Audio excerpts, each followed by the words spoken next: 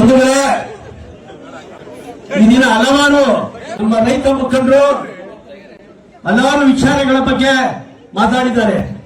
ಅದರಲ್ಲೂ ಈ ಪ್ರದೇಶದಲ್ಲಿ ನಮ್ಮ ದಲಿತ ಸಮುದಾಯದ ರೈತರಿಗೆ ಅನ್ಯಾಯ ಆಗಿರೋದ್ರ ಬಗ್ಗೆ,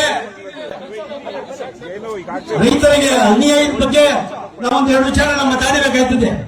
ಇವತ್ತು ಈ ಪ್ರದೇಶದಲ್ಲಿ ಎಲ್ಲ ಹಳ್ಳಿಗಳಲ್ಲೂ ಸುಮಾರು 50% 60% ದಲಿತ ರೈತ ಮುಖಂಡರಿದ್ದಾರೆ, ರೈತರಿದ್ದಾರೆ. ಇವತ್ತು ನಾವು ಈ ಪ್ರಾಜೆಕ್ಟ್ ಇಲ್ಲ ಅಂದ್ರೆ ನಾವು ಬೀದಿಗಿಳಿಬೇಕಾಗ್ತದೆ. ಈಗಾಗಲೇ ಹಿಂದೆ ಆಯ್ತೀವಿ. ಜೊತೆಗೆ ಬಹಳ ಅನ್ಯಾಯ ಆಯ್ತಾ ಇದೆ.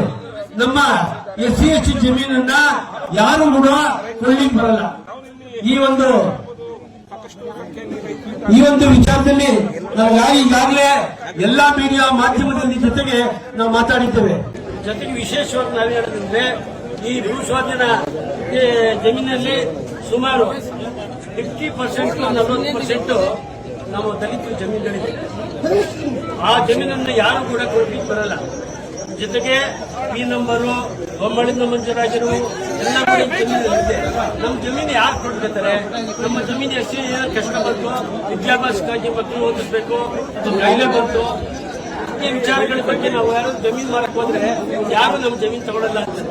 ನೀವು ಸೂರ್ಯಚಂದ್ರ ಯಾರು ನಿಮ್ ಜಮೀನು ಬೇಡ್ರಪ್ಪ ಅಂತಾರೆ, ನಾವೆಲ್ಲ ಬೇಕು. ಆದ್ರಿಂದ ಇವತ್ತು ಈ ಒಂದು ಸರ್ಕಾರ DK ಶಿವಕುಮಾರ್ ಸರ್ಕಾರ ಒಳ್ಳೆ ಬೆಲೆ ಕೊಟ್ಟಿದ್ದಾರೆ. ಸುಮಾರು 2.5 ಕೋಟಿ ನಮಗೆ ಅನುದಾನ ಕೊಡ್ತಾ ಇದ್ದಾರೆ. ಜೊತೆಗೆ ಭೇದ ಭಾವ ಅಂದ್ರೆ ಯಾವುದೇ ಸಮುದಾಯ, ಅದು SC/ST ಆಗ್ಬೋದು, ಜನರಂತ ಭೇದ ಭಾವ ಮಾಡಿಲ್ಲ. ನಮ್ಗೆ ಒಳ್ಳೆ ಉಪಯೋಗ ಮಾಡಿಕೊಟ್ಟಿದ್ದಾರೆ. ಅವರಷ್ಟೇ ನಮ್ಗೆ ಪರಿಹಾರ ಕೊಡ್ತಾ ಇದ್ದಾರೆ. 2 ಕೋಟಿ ಮೇಲೆ ಕೊಡ್ತಾ ಇದ್ದಾರೆ. ಇದು ನಮ್ಗೆ ಬಹಳ ಉಪಯೋಗ ಆಗ್ತದೆ.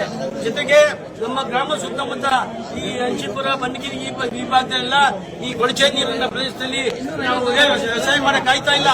ಕೈಲಕ್ಕ ಸೌಟ್ ಬರ್ತಾ ಇದೆ. ಜೊತೆಗೆ ಆದಾಯನೇ ಇಲ್ಲ ವ್ಯವಸಾಯದಲ್ಲಿ. ಆದ್ರಿಂದ ಈ ಮೂಲಕ ನಾವು ಒತ್ತಾಯ ಮಾಡ್ತಾ ಇದ್ದೇವೆ. ನಮ್ಮ ಎಲ್ಲ ಭೂಮಿ ಕೊಡಲು ಸಿದ್ಧರಾಗಿದೆ.